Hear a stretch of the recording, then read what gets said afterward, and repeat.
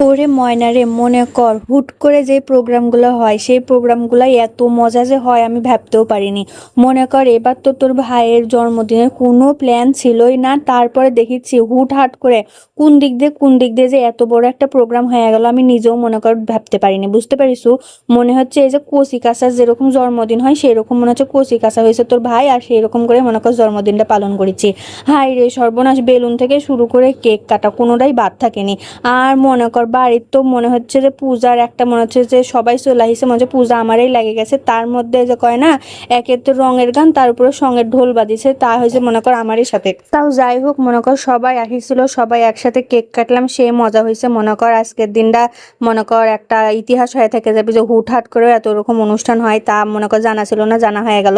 যাই হোক, আর এদের আমার সবারই একবারে রং লাগিছে যে হিন্দুরা খালি শাড়ি পরবি, আমরাও শাড়ি পরে একটু নৃত্য করবো না। তাই দেখ সবাই মিলে মনে কর রং চঙা যাই যা পারিছি সেই শাড়ি মাড়ি পরে মনে কর হাজির।